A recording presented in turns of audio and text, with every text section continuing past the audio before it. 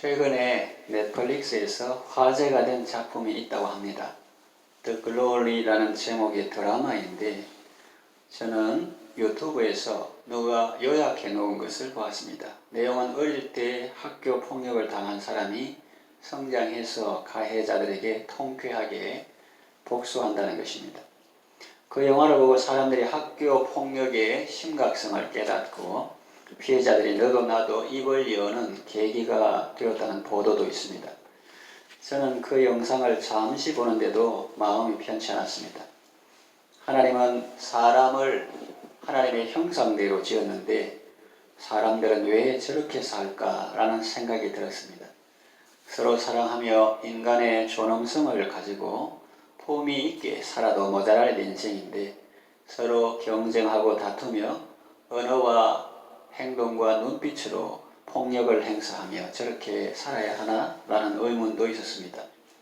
어찌 그 영화 하나뿐이겠습니까? 그것은 하나의 예에 불과할 것입니다. 성령님이 사도 바울을 통해서 말씀하신 것처럼 이 시대는 사람들이 자기를 사랑하는 시대고 돈을 사랑하는 시대고 돈을 자랑하는 시대고 교만하고 비방하며 감사하지 아니하는 시대이고 무정하며 원통함을 풀지 아니하는 시대고 모함하며 절제하지 못하며 아주 사나운 그런 시대고 선한 것을 좋아하지 아니하며 배신하며 조급하며 자만하며 또 쾌락 사랑하기를 하나님 사랑하는 것보다 더하는 그런 시대죠.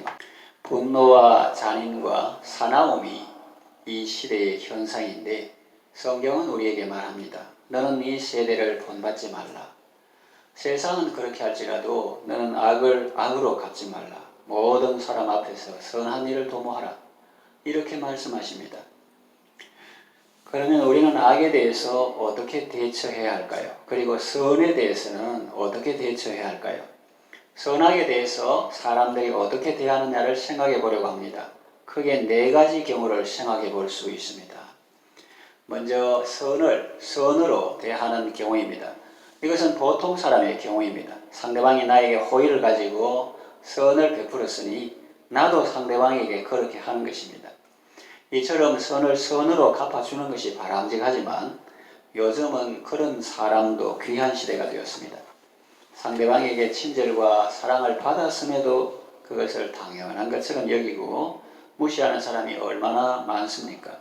심지어는 더 많은 것을 요구하는 사람도 있습니다.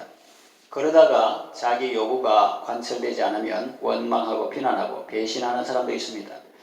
우리는 이 광야와 같은 세상 고달픈 삶을 살아가면서 우리에게 다가와 친절과 호의를 베푼 사람을 기억하고 그 은혜를 감사하며 살아야 하겠습니다. 선을 선으로 대하는 것은 무슨 대단한 일을 하는 것이 아니라 마땅히 해야 할 일을 하는 것 아니겠습니까? 다음은 선을 악으로 갚는 경우입니다. 이것은 구약시대의 나발의 경우입니다. 다윗은 그를 보호해 주었으나 그런 다윗을 모독하고 그 신하들에게 모욕을 주었습니다.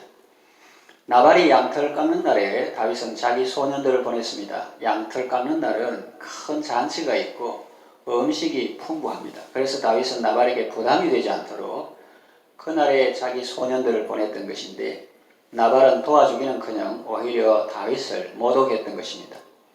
자기 산업의 울타리가 되어준 다윗을 주인에게서 도망친 종에 빗대어 모욕하고 그런 사람들에게 자기 양식을 줄 수 없다고 매몰차게 거절했습니다. 다윗은 분노하여 부하들과 함께 나발을 치러 갔으나 도중에 나발의 아내 아비가일이 와서 지혜롭게 말하므로 친히 원수를 갚지 않고 돌아갑니다. 아비가일은 다윗에게 말하기를 남편이 이름처럼 미련한 자라서 무례하게 행동했으니 이해해 주시고 자기가 가지고 온 음식들을 받으라고 했습니다. 그리고 다윗은 나중에 왕이 될 터인데 떡 좀 안 준다고 사람 죽였다는 말을 들을 필요가 없다고 했습니다. 다윗의 원수는 하나님이 친히 갚아주실 것이라고 말했습니다.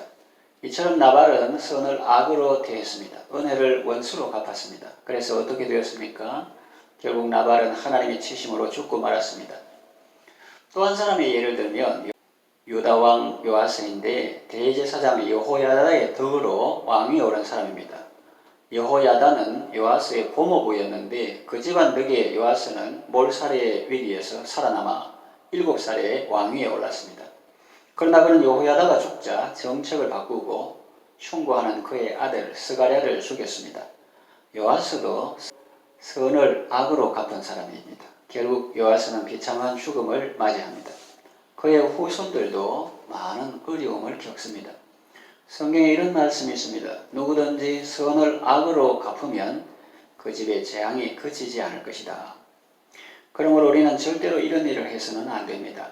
내가 남에게 베푼 은혜는 잊어버려도 남이 나에게 베푼 은혜는 잊지 말고 보답해야 합니다. 그것이 인지상정인데 선을 선으로 갚아도 모자라는데 하물며 선을 악으로 갚으면 어떻게 되겠습니까? 그 다음에는 악에 대해서는 어떻게 대처해야 하는가를 살펴보겠습니다. 먼저 악을 악으로 갚는 경우입니다. 이것은 보통 사람들의 경우입니다. 그러나 성경은 이것을 검하고 있습니다. 오늘 본문이 그것을 말하고 있지 않습니까? 악을 악으로 갚지 말라고 하십니다. 악을 악으로 갚으면 어떤 폐단이 있습니까? 자신이 먼저 악해집니다. 시편 37편에 이런 말씀이 있지요. 행악자를 인하여 불평하지 말며 불의를 행하는 자를 투기하지 말라. 저희는 풀과 같이 속히 배임을 당할 것이며 마른 풀같이 쇠잔할 것이다. 여호와를 의뢰하고 선을 행하라. 하나님의 성실하심을 식물로 삼으라. 분을 그치고 노를 버리라. 그렇게 하면 행악에 치우칠 뿐이라. 우리는 지식이 부족하고 감정에 치우쳐서 악을 악으로 갚는다고 하지만 사실은 더 과하게 또 무리하게 복수할 가능성이 많습니다. 그러니 성경 말씀대로 악을 악으로 갚지 않는 것이 지혜로운 것입니다. 그 다음은 악을 선으로 갚는 경우입니다. 이것이 바로 하나님의 말씀입니다. 성경에 나오는 하나님의 사람들은 다 이런 삶을 살았습니다. 서두에 언급했던 세상 드라마는 우리를 슬프게 하고 우울하게 합니다. 그러나 성경에 나오는 하나님의 사람들의 이야기는 우리를 기쁘게 하고 즐겁게 합니다. 이게 하나님의 드라마죠. 맨날 하나님의 드라마만 보면 좋은데 그래도 목사님들은 월요일 쉬는 날에 보기 싫어도 보고 난 뒤에 짜증나도 그런 세상 거를 한 편씩 이렇게 보고 세상 사람들이 어떤가 그런 거를 이해하려고 한답니다. 그래서 세상 드라마는 뭐 좋은 것도 있지만 보고 나면 안 본 건 못한 또 그런 잔상이 남아서 기분이 안 좋을 수가 있는데 하나님의 드라마, 성경에 나오는 하나님의 드라마는 우리의 가슴을 뭉클하게 하고 감동을 줍니다. 왜냐하면 그 산에 하나님의 사랑이 있고 사람의 회개와 또 하나님의 용서와 합력하여 선을 이루시는 그 하나님의 그 스토리가 있기 때문이죠. 요셉은 자기를 상인들에게 팔았던 형들을 용서하고 그의 자녀들을 먹여 살렸습니다. 조카들을 잘 부양했습니다. 또 엘리사 선지자는 자기를 죽이러 온 적국의 군사들을 죽이기는커녕 대접을 잘 해서 돌려보냈습니다. 그래서 어떻게 되었습니까? 아람 군대가 다시는 이스라엘 경내로 쳐들어올 수 없었습니다. 예수님은 자신을 십자가에 못 박은 사람들을 위해서 아버지께 용서해 달라고 기도했습니다. 스데반 집사님은 사울과 핍박자들을 위해서 기도했습니다. 하나님은 사울을 불러서 거듭나게 하시고 눈을 뜨게 하시고 복음의 일꾼으로 삼으셨습니다. 악을 악으로 갚지 말고 모든 사람 앞에서 선한 일을 도모하라고 오늘 본문은 말씀하십니다. 악에게 지지 말고 선으로 악을 이기는 삶을 사시기를 바랍니다. 말씀을 정리하며 마치겠습니다. 이 세대는 미움과 분노와 복수와 저주가 가득합니다. 그러나 우리는 이 세대를 본받지 말고 새로운 삶을 살아야 합니다. 미움이 아닌 사랑의 삶을 사시기를 바랍니다. 복수가 아닌 긍휼과 용서의 삶을 사시기를 바랍니다. 저주가 아닌 축복의 삶을 사시기를 바랍니다. 내 힘과 결심과 노력만으로 잘 안 될 때가 있으나 하나님의 사랑을 기억하고 하나님은 외아들을 주시기까지 우리를 사랑하시고 원수같이 우리가 대적했지만 그래도 사랑하시는 그 하나님의 사랑을 생각할 때 우리도 하나님의 사랑으로 사랑할 수 있게 됩니다. 악을 악으로 갚지 말고 모든 사람 앞에서 선한 일을 도모하며 선으로 악을 이기는 삶을 살아가시기를 바랍니다.